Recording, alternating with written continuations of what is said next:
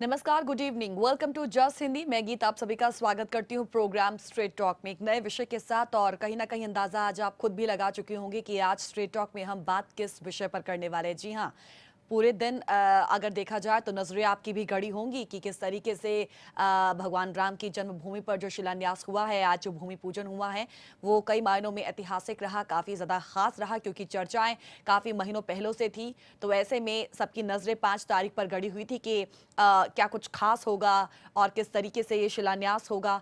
तो ये जो दिन रहा आज, अगर हम भारत की बात करें तो पूरे दिन इसी पर बातें होती रहीं।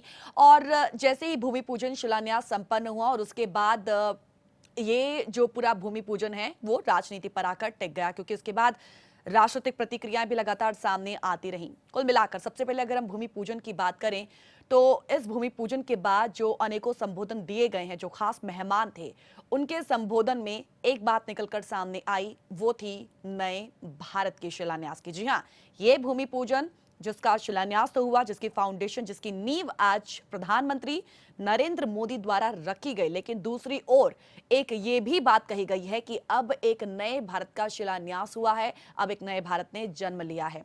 तो आज हम भी इसी पर बात करने वाले हैं, आपके साथ हम चर्चा करेंगे और उम्मीद करते हैं कि इस चर्चा पे आपका जो सहयोग है वो सबसे ज्यादा रहेगा। जी हाँ, आपको बताना चाहेंगे कि ये इस पूरी कड़ी में, ये जो आज पूरा दिन बीता है, इसमें तमाम कड़ियां जुड़ी हैं।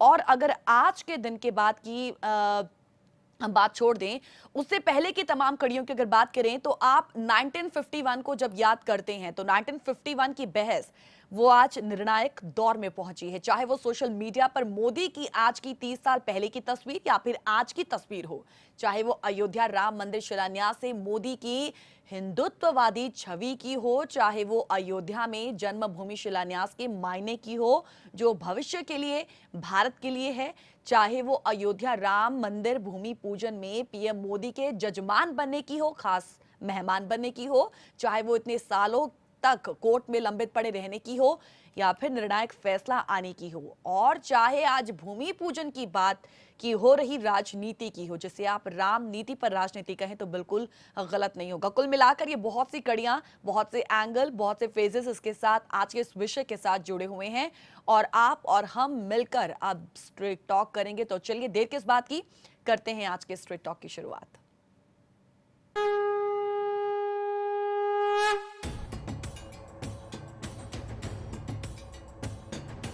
मंगल भवन अमंगल हारी, प्रभु सुदशरथ अचर बिहारी। रघुकुल रीत सदा चले आई, प्राण जाए पर वचन न जाई। मंगल भवन अमंगल हारी, प्रभु सुदशरथ अचर बिहारी। राम सिया राम, सिया राम, जय जय राम।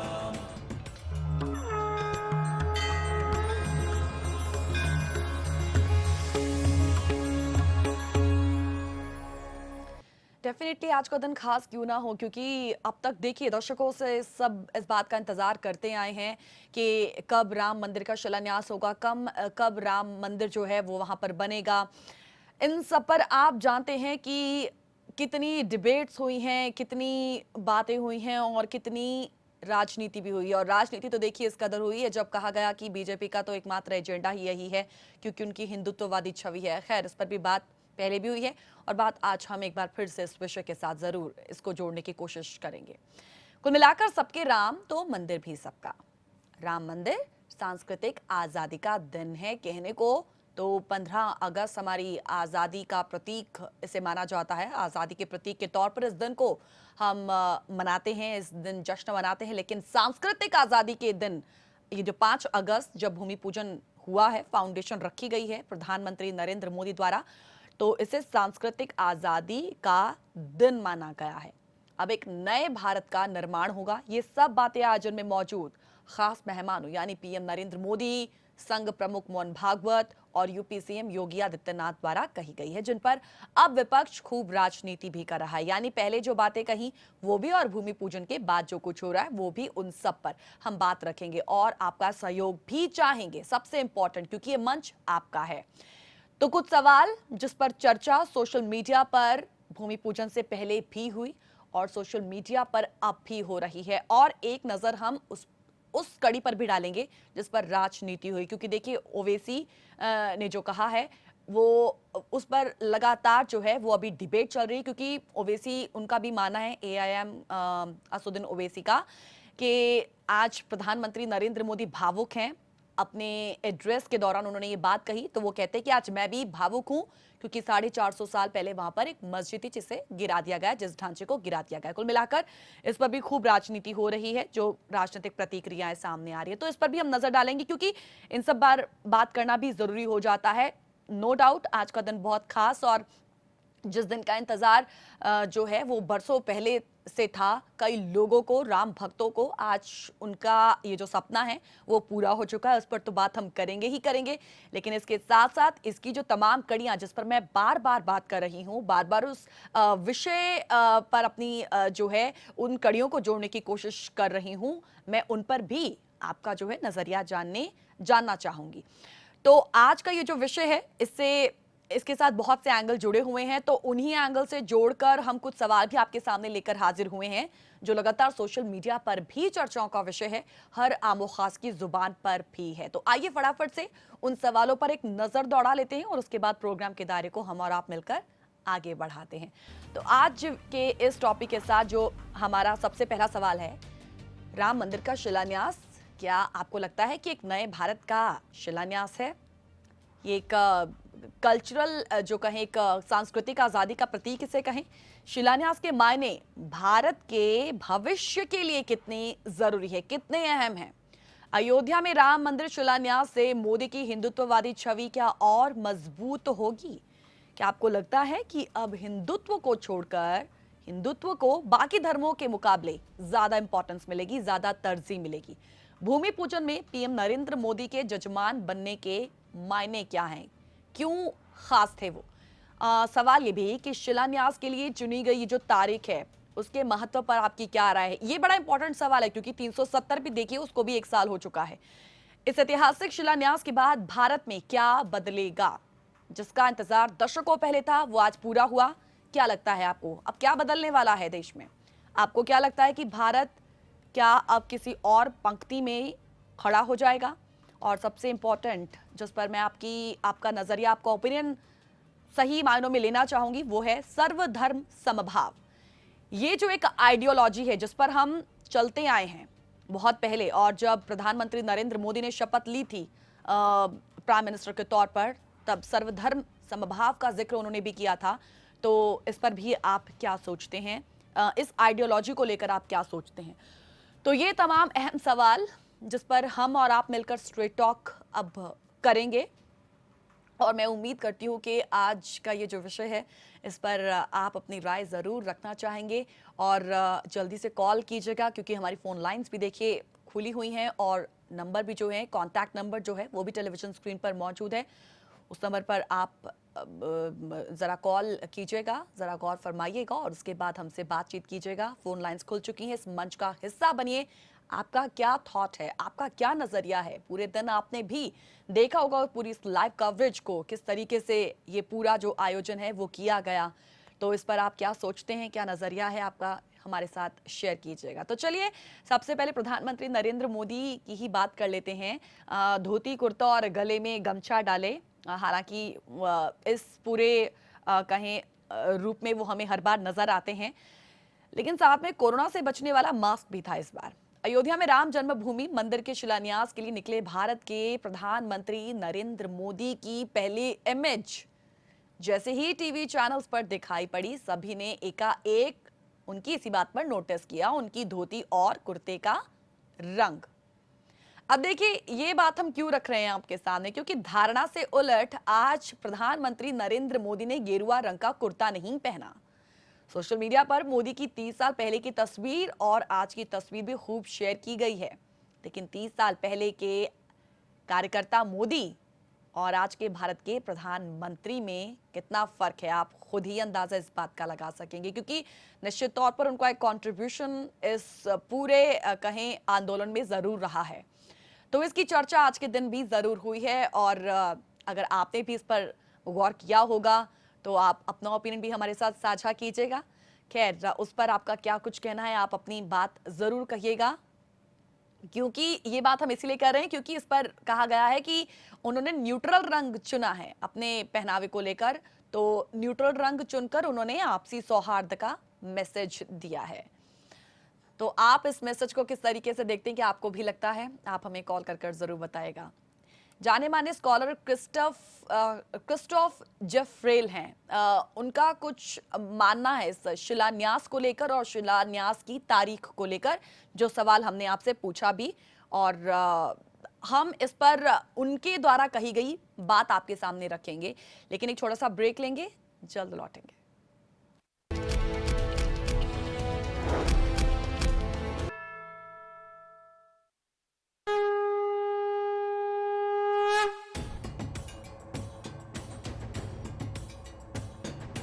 मंगल भवन अमंगल हारी प्रभु सुदशरथ अचर बिहारी।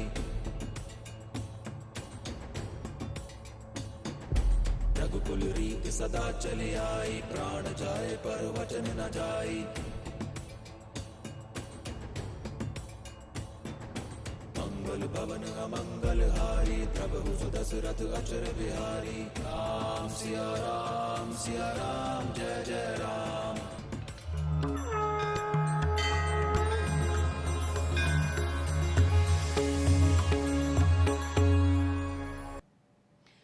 ब्रेक के बाद एक बार फिर से आप सभी का स्वागत प्रोग्राम स्ट्रेट टॉक में। ब्रेक में जाने से पहले, क्योंकि शिलान्यास की तारीख का जिक्र किया था और जाने माने स्कॉलर क्रिस्टोफ जेफ्रेल का जिक्र भी किया, तो अब हम आपको बताएंगे कि जाने माने स्कॉलर ये जो हैं वो कहते हैं कि शिलान्यास के लिए जो तारीख चुनी गई उसका महत्व मंदिर की ओपनिंग से ज्यादा बड़ा है। इसी दिन जम्मू कश्मीर की स्वायत्तता को छीन लिया गया और इसी तारीख पर बाबरी मस्जिद की जगह राम मंदिर को खड़ा करना ये बताता है कि इन दोनों ही कदमों का एक उद्देश्य है, भारत को हिंदू राष्ट्र के तौर पर स्थापित करना और भारत के बहुसांस्कृतिक संविधान से कमजोर इसे करना। भारत इजरायल, तुर्की, पाकिस्तान और ऐसे ही दूसरे देशों के रास्ते पर चल रहा है और चर्चा इस पर भी हो रही है। फिलहाल आप उनके इस कथन पर क्या कहते हैं? आप उनका ये जो सामने आया है, एक लेख सामने आया है, उस पर आपकी क्या राय है? आप हमें कॉल कर कर जरूर बताइएगा। तो तमाम सवाल जो इससे पहले हमने आपको आपकी टेलीविजन स्क्रीन पर दिखाए, वो लगातार सवाल नीचे भी हैं और उन सवालों पर आप जरा गौर कीजिएगा और हमसे जुड़िएगा। फोन लाइंस खुली हुई हैं और उम्मीद करते हैं कि आज के इस विषय के साथ जो तमाम ये जो एंगल्स हम लेकर आपके सामने हाजिर हुए हैं, फिर चाहे वो राम मंदिर जिसका एक सपना जब बुना गया उसे पूरा करने का हो, क्योंकि आज पूरा भारत जो है वो राममय हो गया था और डेफिनेटली जिस चीज़ का इंतजार हो जब वो पूरा हो जाता तो एक अलग ही अनुभूति होती है और उस अनुभूति को कभी कोई भूल नहीं सकता है। तो आज कुछ यही भारत में घटा है और उसके बाद जो कुछ हुआ है उसके बाद सोशल मीडिया पर चर्चाएं जो लगातार जारी हैं उस पर भी हम कुछ सवाल जो हैं वो आपके लेकर हाजिर हुए। तो हम ये जानना चाहेंगे कि जिस तरीके से चर्चा हो रही है, इन सब ये जो जिन कड़ियों की हमने बात कही है, जो एंगल्स हमने जोड़ने की कोशिश की है, वो जैसी बातें चर्चाएं हो रही हैं, जो बात रखी जा रही है सोशल मीडिया पर और जाने माने स्कॉलर्स द्वारा, जानकारों द्वारा, राजनीति जिस तरीके से हो रही है, उन सब पर आपकी क्या राय है? आप क्या सोचते हैं? देखिए, श्री राम जन्मभूमि तीर्थ क्षेत्र ट्रस्ट इस भूमि पूजन कार्यक्रम का उन्होंने आयोजन किया, ट्रस्ट द्वारा किया गया और ये ट्रस्ट अयोध्या जमीन विवाद में सुप्रीम कोर्ट के फैसले के बाद केंद्र सरकार ने बनाया। ट्रस्ट के निमंत्रण पर पीएम मोदी वहां गए और पीएम ने अपने संबोधन की शुरुआत और अंत जय सिया राम और सियापति रामचंद्र की जय कहकर किया। विवादित मंदिर पर विवाद भले ही सुप्रीम कोर्ट के आदेश के बाद खत्म हुआ हो, लेकिन पीएम मोदी के राजनीतिक जीवन में इसका उल्लेख जो है वो हमेशा रहेगा। लेकिन कैसे? देखिए, इसका प्रभाव उनके राजनीतिक भविष्य पर कितना पड़ेगा, इस पर बहस शुरू हुई है। भारत में कुछ राजनीति के जानकार मानते हैं कि आज के ऐतिहासिक समारोह के बाद भारत के इतिहास के सबसे लंबे अध्याय का समापन हो गया है और कुछ जानकारों के मुताबिक इसी चैप्टर के समापन के साथ अब नए भारत की शुरुआत हो चुकी है। तो ये खास जो हमने आज के इस पूरे विषय को हमने नाम भी दिया है कि शिलान्यास क्या वाकई एक नए भारत का शिलान्यास है? अपनी राय जरूर रखिएगा। और हमारे कॉलर इस वक्त हमारे साथ जुड़ चुके हैं, आइए उनसे बात करते हैं। हेलो, वेलकम टू जास हिंदी सर। नमस्कार जी, गीत जी कैसे हैं आप? बढ़िया सर, आप बताइए आप कैसे हैं? पर आज तो बजाय नमस्कार करने का आज तो राम राम करने का दिन है, तो जी, जल्दी में निकल बिल्कुल। गया नमस्कार तो। लेकिन आज मेरा प्रेफरेंस राम राम करने का ही है। ओके, तो आप कितने तो राममय हुए हैं? हाँ जी, आप कितने राममय हुए? एक्चुअली जी ऑनर हम तो हैं ही राम में। एक दिन में तो राम में नहीं होया जा तो थोड़ा बहुत इफेक्ट जरूर होता है कि जब आप इस तरह के एक माहौल में जाते हैं, फर्क तो पड़ता है, हाँ इसमें जी। तो कोई दो राय नहीं है। बिल्कुल। लेकिन हम तो शुरू से मानने वाले हैं और हम रियलिटी को पहचानने वाले हैं, इसलिए सबसे बड़ी बात सिर्फ ये नहीं कि बिल्कुल। हम राम को मानते हैं या बिल्कुल सर, राम तो भगवान सबके हैं कृष्ण को और ये मान। सब में बसे हुए हैं, जैसा अक्सर कहा भी गया है और ये डेफिनेटली है भी ऐसा। कुल मिलाकर एक सर सपना जो है जो बुना गया वो पूरा हो गया। लेकिन एक महत्वपूर्ण बात, एक नए भारत का भी शिलान्यास, इस पर आपकी क्या राय है? आपने बहुत खूब कहा, ये बहुत ही अच्छा बोला कि हम सभी राम में रमे हुए हैं, ठीक है। और अब ये जो है कि अब नया भारत कैसे होगा, ये गीत जी ये बहुत अच्छा होगा। ये आने वाला समय बताएगा उसके कुछ। और फिर देखिए उसका बड़ा सा रीजन मैं आपको देता हूँ। हम ऐसे नहीं बोलना चाहते, कहना चाहते, हवा में बातें करना, चलिए उस तरफ नहीं जाते। तो अब ये सिर्फ हमारा ये सिर्फ भारत में ही भारत के ही राम नहीं है, वहाँ इंडोनेशिया में, मलेशिया में और साउथ कोरिया, इतने कंट्रीज हैं जी कि वो हमारे से ज्यादा उनमें वो रामायण उनके अलग अलग नामों से पढ़ी जा रही है और वो किए जा रहे हैं। और जी। हमें यहाँ भारतीयों को इतना डरा के रखा हुआ, इतना कहा आप कहीं राम का नाम ना ले दो, कहीं मंदिर ना चले जाओ। प्रधानमंत्री ने मंदिर जाता वो तो रास्ता बदल जाते थे कि हम सेकुलर से बदल हो जाएंगे, काला मुंह हो जाएगा। मतलब कि इतना मैं परिवार का क्या बोलूं, इतना बड़ा गर्क करके रख दिया, इतना डरा के लोगों को रख दिया कि वो अपनी सभ्यता भूल गए। और वो जो दूसरे हैं वो कुछ अपनी मस्जिद बना दें, कुछ बना दें तो कोई प्रॉब्लम नहीं है। अब वो कह रहे हैं कि और नहीं, देखिए एक बड़ा और बड़ी सीधी से है, आज वो मिस्टर ओवैसी और ओवैसी हैं वो दूसरे, वो क्या बोल रहे हैं देखिए, वो कह रहे हैं कि 450 साल पहले हमारी ये मस्जिदें तोड़ के बनाई है, आज भी वो वही रहेगी, कल भी वही रहेगी, वो ये कह रहे हैं। और आप देखिए कि यहाँ तो ये सेकुलर और ये सो कॉल्ड जयचंद, मैं तो बोलता हूँ तो मुझे बोलने में भी शर्म नहीं है, क्योंकि वो खुद ही प्रूव कर रहे हैं कि वो सेकुलर है ही नहीं। और सेकुलर को समझना भी तो है ना, सेकुलर किसको कहना है। तो वो ना तो वो समझ के बोले ना कुछ। और ये जो सपोर्ट किया गया ये सिर्फ नुकसान किया गया। और अगर आपने 450 साल बनी और आप ये तो आप सीधी से बोल रहे हैं ना कि हमने बनाई, तो भाई वो बाबर वहां से तो लेके नहीं आया था, वो उसने यहीं बनाई। तो वो कब्जा करके बनाई, जोर से बनाई, और मंदिर था वहां। इनके बहुत से बुक राइटर्स ने भी लिखा है। लेकिन ये यहाँ एक वो कहते हैं ना, कोई ऐसी खबर हो कहते हैं छुपा दो छुपा दो, दबा दो दबा दो। हमने कई बीमारों को, ऐसे गधों को बोलते हुए सुना है कि इस तरह की खबर हो तो बता दो, छुपा दो।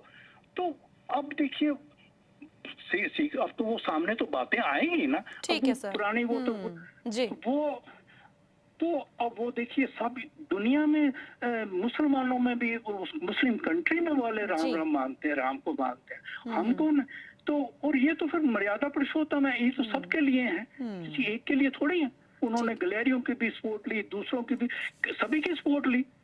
तो अगर ऐसे कहना कि राम सिर्फ एक जाति क्या है, तो वो कोई कह सकता है, देखिए उसका क्या बोल सकते हैं।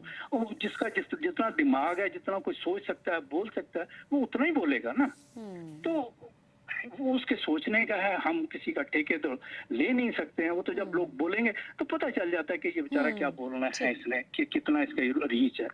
तो मुझे तो लगता है कि ये बहुत एक शुभ हुआ। और एक चीज मैं और ऐड कर दूंगा कि ये सारा का सारा क्रेडिट ये मोदी जी को जाता है। और उन्होंने जो किया भी है ये एंटाइटल है, किसी दूसरे के बस का भी नहीं था। वो हिम्मत ही नहीं कर सकते थे, इतना माहौल ऐसा किया हुआ था गंदा कि कोई प्रधानमंत्री बन जाए वो बेचारा घबरा जाता था।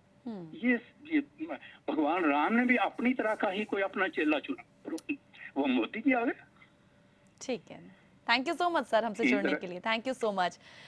तो भास्कर जी मैं का भावुक कहना है कि यहाँ पर ये जो पूरा श्रेय है वो उन्हें जाना चाहिए। और हम अभी इससे पहले बात इसी की कर रहे थे कि जो कुछ आज हुआ है, जिस तरीके से वो खास मेहमान रहे, तो डेफिनेटली आगे क्या होगा कि आगे उनके राजनीतिक जो भविष्य है उनका, उस पर इसका जो असर है वो जरूर पड़ेगा। लेकिन वो असर कैसे पड़ेगा, कितना पड़ेगा, वो आप हमें कॉल कर जरूर बताइएगा।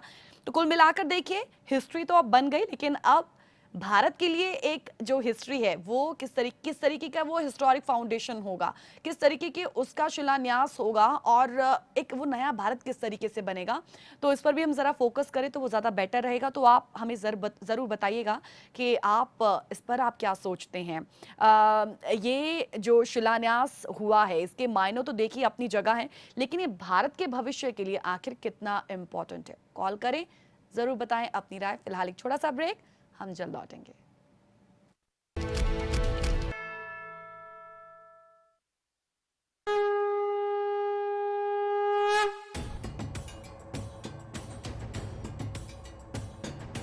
मंगल भवन अमंगल हारी प्रभु सुदशरथ अचर बिहारी।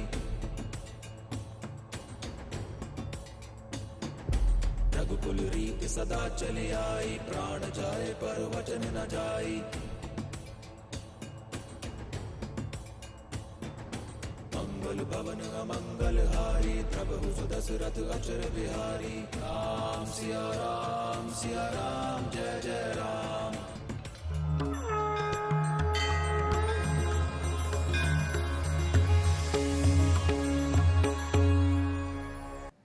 ब्रेक के बाद एक बार फिर से आप सभी का स्वागत। शिलान्यास तो हो गया, और शिलान्यास के बाद अब ये कहा जा रहा है कि अब मायने कितने, एक नए भारत का शिलान्यास किस तरीके से होगा, इस पर चर्चा लगातार जारी है और हम भी आपके साथ स्ट्रेट टॉक कर रहे हैं।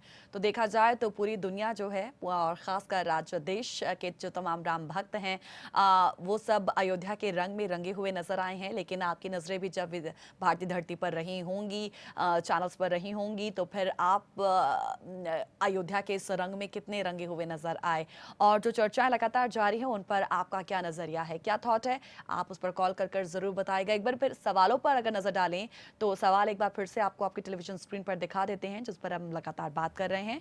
आप उस पर अपनी राय रख सकते हैं। राम मंदिर का शिलान्यास, एक नए भारत का शिलान्यास, किस तरीके से आप इसे देखते हैं। शिलान्यास के मायने भारत के भविष्य के लिए क्या लगता है आपको, कितना अहम है, अब कितना बदलेगा भारत। अयोध्या राम मंदिर शिलान्यास से मोदी की हिंदुत्ववादी छवि क्या और मजबूत होगी? क्या आपको लगता है कि हिंदुत्व को अब बाकी धर्मों के मुकाबले ज्यादा तरजीह मिलेगी? भूमि पूजन में पीएम मोदी के जजमान बनने के मायने क्या हैं? शिलान्यास के लिए चुनी गई तारीख के महत्व पर आप क्या सोचते हैं? सवाल ये भी कि इस ऐतिहासिक शिलान्यास के बाद भारत में अब क्या बदलेगा? आज भारत किस पंक्ति में खड़ा हुआ है, और सर्वधर्म समभाव की आइडियोलॉजी पर आपकी क्या सोच है? आप कॉल करें, अपनी राय दें इन तमाम सवालों पर। और खासकर आज भूमि पूजन जिस तरीके से हुआ है, और एक सपना जो है वो जो बरसों पहले बुना गया था, और वो अब सपना पूरा हुआ, और एक लंबी जद्दोजहद के बाद जब ये सपना पूरा हुआ है, तो उस पर जो खुशी आज लोगों को मिली है, आज उसी पर लगातार चर्चाएं जारी हैं। और आप भी इस पर क्या सोचते हैं, आप हमें कॉल कर बताइएगा।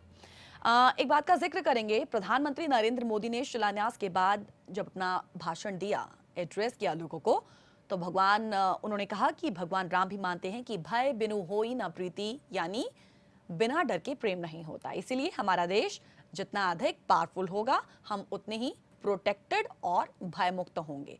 देखा जाए तो कोरोना के दौर में विश्व में मोदी की छवि पर समारोह और भूमि पूजा के हिस्सा लेने से कितना फर्क पड़ेगा, इसका अभी एनालिसिस करना थोड़ा सा मुश्किल है, क्योंकि इसका आकलन अभी किया नहीं जा सकता।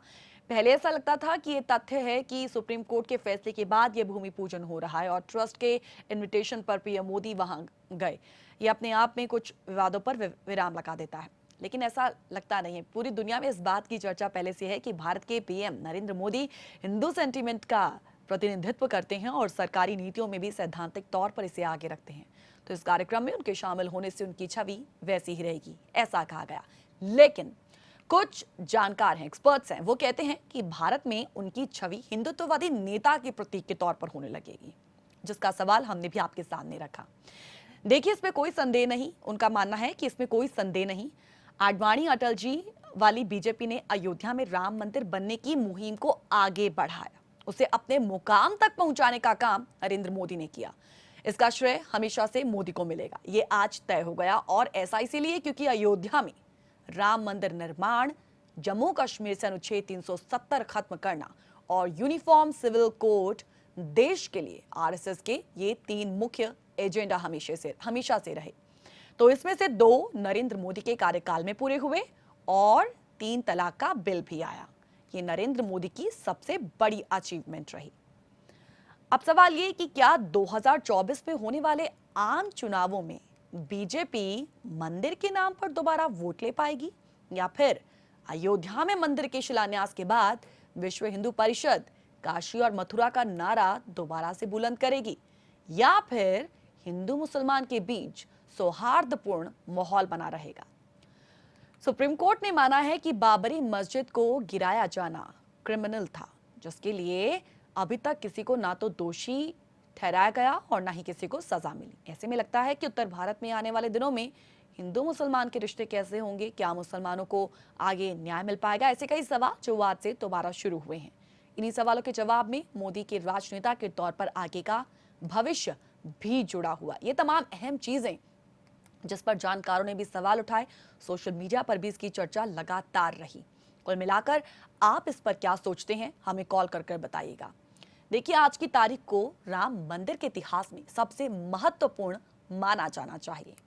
नरेंद्र मोदी के राजनीतिक सफर पर जब हम नजर डालते हैं तो हम देखते हैं कि ये दिन ज्यादा अहमियत नहीं रखता, इसे एक और वादा पूरा हुआ है, बस इसी रेफरेंस में इसे देखा जा सकता है।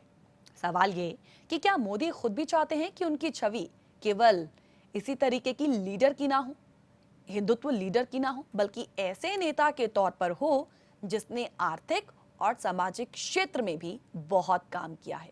मोदी और उनकी सरकार ने गरीबों के लिए जो काम किया उसको भी वो चाहते हैं कि हाईलाइट किया जाए। मंदिर उसी कड़ी में है, लेकिन थोड़ी नीचे अंत की तरफ आता है। आज का ये जो समारोह हुआ है, इस समारोह में पीएम मोदी का अयोध्या जाना देश के हिंदुत्व पॉलिटिक्स के लिए एक टर्निंग पॉइंट जरूर है। मोदी जो कहते हैं कि वो हिंदुत्व की पृष्ठभूमि में कहते हैं, जो करते हैं वो हिंदुत्व की बैकग्राउंड में करते हैं, लेकिन दूसरी तरफ उनको इस बात का भी गर्व है कि उन्होंने कई ऐसी पॉलिसीज और स्कीम्स बनाई जो भारत में बिल्कुल नई है। मिसाल के तौर पर सोशल सिक्योरिटी के फील्ड में, और उसका श्रेय उनसे कोई छीने वो ये शायद नहीं चाहते। अब जिक्र करते हैं 1992 में बाबरी मस्जिद गिराए जाने के बाद का। इसके बाद देखिए, लाल कृष्ण आडवाणी के भाषण को जब हम याद करते हैं तो हमें याद आता है कि उस वक्त आडवाणी जी ने अपने भाषण में कल्चरल नेशनलिज्म यानी कि सांस्कृतिक राष्ट्रवाद का जिक्र किया। उस समय किसी को इस वर्ड की सही डेफिनेशन पता नहीं थी। अब लगता है कि अब सही वक्त आ गया है कि इसको डिफाइन किया जाए। भारत में कई धर्म के लोग एक साथ रहते हैं और आने वाले बिहार के चुनावों में जो मुस्लिम बहुल इलाके हैं, वहां पर चुनाव प्रचार का स्वरूप क्या होगा, क्या मुसलमानों के जख्मों को कुरेदा जाएगा या फिर नहीं कुरेदा जाएगा, ये सब देखने की बात होगी और तभी पता चलेगा कि सांस्कृतिक राष्ट्रवाद को सही मायनों में भारत अपनाना चाहता है या फिर नहीं। इस पर आप क्या सोचते हैं बताइएगा। फिलहाल एक छोटा सा ब्रेक, जल्द लौटेंगे।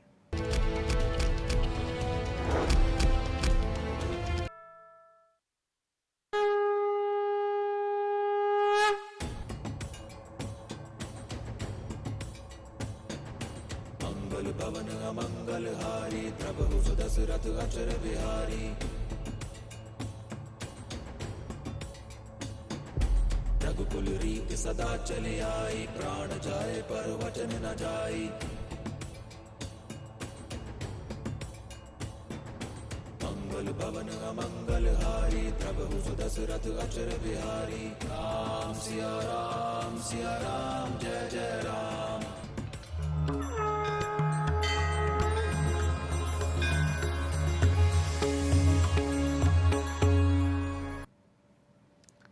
तो ब्रेक के बाद एक बार फिर से आप सभी का स्वागत करते हैं। चलिए अब स्ट्रेट टॉक में आगे बात कर लेते हैं जो इस विषय के साथ जुड़ी हुई है, जो आज हमें दिन भर सुनने को मिली है, वो है सांस्कृतिक आज़ादी। और यदि आप गौर करें तो प्रधानमंत्री नरेंद्र मोदी जब अपना संबोधन कर रहे थे तो उनके इस भाषण में हमें सांस्कृतिक राष्ट्रवाद की एक झलक भी देखने को मिली है।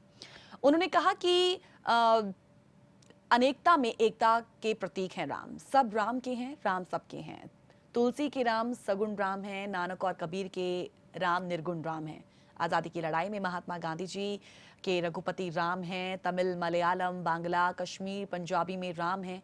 ऐसा लगता है कि मंदिर का सबसे बड़ा फायदा जो है वो यूपी के मुख्यमंत्री योगी आदित्यनाथ को भी हो सकता है। वो भले ही व्यक्तिगत रूप से ब्राह्मणों के खिलाफ ना हो, लेकिन ब्राह्मणों को लगता है कि योगी उनके खिलाफ है और मंदिर बनने का काम जैसे जैसे तेज होगा वैसे वैसे योगी की एंटी ब्राह्मण छवि धूमिल होगी और उनकी स्वीकार्यता जो है वो जरूर बढ़ेगी। फिलहाल ये तो लगातार चर्चा इसीलिए जारी है क्योंकि इस पर सभी अपना पॉइंट रख रहे हैं और जो बात हम पहले रख रहे हैं कि सोशल मीडिया पर भी ये लगातार चर्चाओं का विषय बना हुआ है और अब आगे की सब सोच रहे हैं कि आगे किस तरीके का भारत का एक नया निर्माण होगा। ये शिलान्यास हो गया तो इस शिलान्यास से भारत का शिलान्यास किस तरीके का होगा, किस तरीके की फाउंडेशन होगी, कैसे उसको आगे बढ़ाया जाएगा और अगर हम पॉलिटिकल व्यू से देखने की कोशिश करें तो कौन कौन इस पूरे कहें तो राम मंदिर जो निर्माण होगा अभी शुरू होगा उसका जो फायदा है वो आगे आने वाले टाइम में किस तरीके से इलेक्शंस में इन लोगों को मिलेगा, तो इसी पर चर्चाएं जो है वो लगातार जारी हैं। देखिए 70 साल से एक मामला चल रहा था जिस पर सुप्रीम कोर्ट की मुहर के बाद मंदिर बनने का रास्ता साफ हुआ, लेकिन सच ये भी है कि भारत की जनता इसका सेहरा पीएम मोदी के सिर बांध रही है। पीएम मोदी का वहां जाना इस बात को साबित करता है कि वो इसका शायद श्रेय लेना भी चाहते हैं। और अब बात सर्वधर्म समभाव की जो बड़ा इंपॉर्टेंट है। देखिए इस मामले में लिब्राहन आयोग के गठन के वर्षों बाद भी मस्जिद को गिराने की साजिश रचने वाले लोगों का फैसला होना भी बाकी है। उनका मानना है कि जैसे 6 दिसंबर 1992 की घटना ने लोकतांत्रिक भारत की जड़ों को हिला दिया, उसी तरीके से ये शिलान्यास भारतीय गणराज्य का स्वरूप बदलने की शुरुआत करने वाला है। बदला हुआ भारत कैसा होगा इसका अंदाजा इसी से लगाया जा सकता है। एक मशहूर किताब है द इमरजेंसी क्रॉनिकल्स, उसके जो राइटर हैं वो एक प्रोफेसर हैं। वो कहते हैं कि मंदिर की नींव रखने का समारोह समान नागरिकता के संवैधानिक सिद्धांतों की नींव पर एक बड़ा अटैक है। वो कहते हैं कि भारत का सेक्युलर पक्ष सुरक्षित नहीं है। बीजेपी सरकार और न्यायपालिका एक व्यवस्थित रूप से भारत में निरंकुश हिंदू राष्ट्र की नींव रख रहे हैं। भारत सरकार का रवैया यहाँ के सर्वधर्म समभाव की विचारधारा के ठीक विपरीत दिख रहा है। यह हमें बताता है कि कुछ लोगों की धार्मिक भावनाएं बाकियों की भावना से ज्यादा महत्वपूर्ण है। वहीं मुस्लिम पक्ष को हर मध्यस्थता वार्ता के दौरान ये समझाया गया कि उन्हें इस मामले को खत्म करना चाहिए और उस जमीन पर से अपना दावा वापस लेना चाहिए।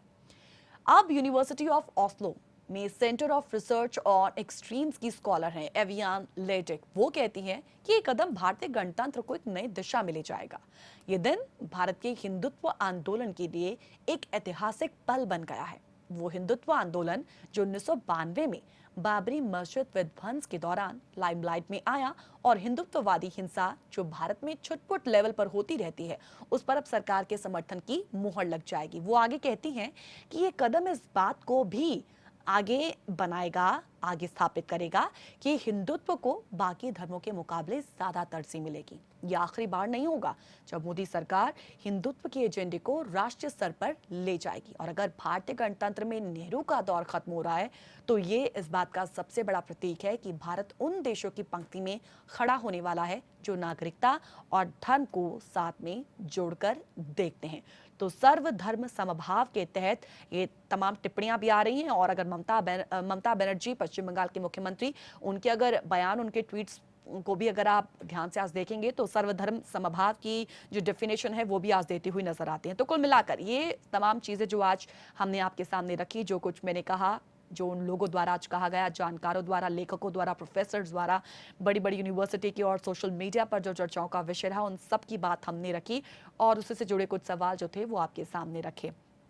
कुल मिलाकर सबसे इंपॉर्टेंट चीज ये है कि एक बड़ा सपना जो बुना गया वो खत्म हो गया है और अब एक निर्माण होगा, शिलान्यास हो गया। लेकिन सवाल ये कि भारत का शिलान्यास किस तरीके से होगा, वो किस तरीके से हम उसे देखते हैं और उसके मायने क्या होंगे, ये तमाम जो अहम सवाल है अपनी जगह पर फिलहाल कायम है। इसी नोट के साथ दीजिएगा इजाजत, देना चाहेंगे आपसे इजाजत। इस प्रोग्राम के ठीक बाद आपके सामने होगा जसंदी का वेरी स्पेशल प्रोग्राम दिल की ओपन स्टेज। देखना ना भूलिएगा, कहीं जाइएगा नहीं।